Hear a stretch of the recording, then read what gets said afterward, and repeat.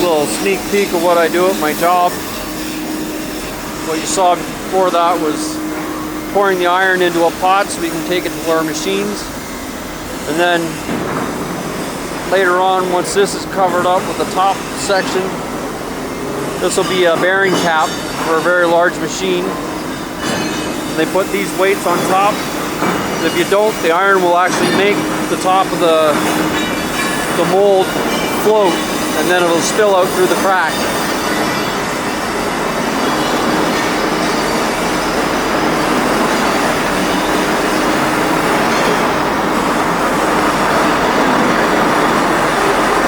This is a finished mold, and they got 2 pouring spots, one here and one over there. And these are like vent holes.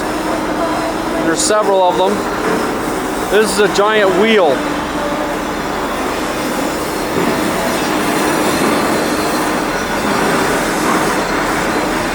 These are the things we put in so that they can pack the sand around it, and then they pull them out. And that's how we get our castings.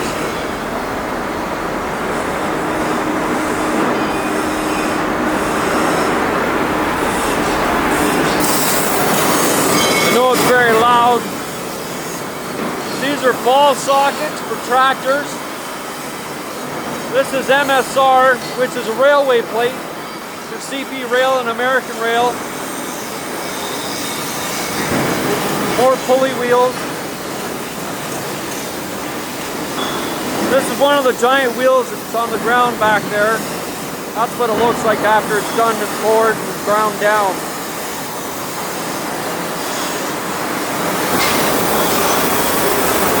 These are bogie wheels for skid steers, track loaders,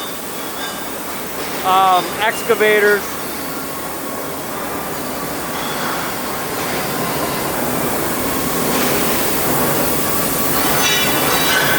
One of our best workers here is grinding this down, trying to make it as decently smooth as possible, so when it gets machined, they don't have to do all the work.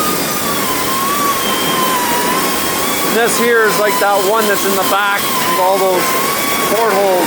This is a clutch wheel for a very big clutch.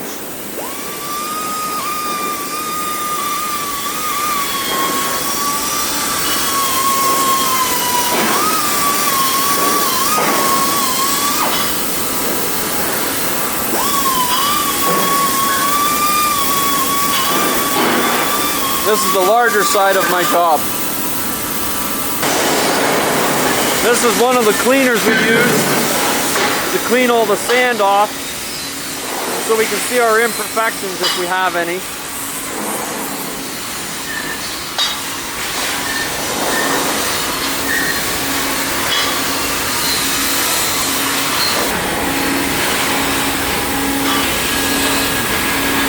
Lots and lots of parts here. This is where they break off the pour spout and the risers for the parts. It comes out of this big machine down here, which is also another cleaner.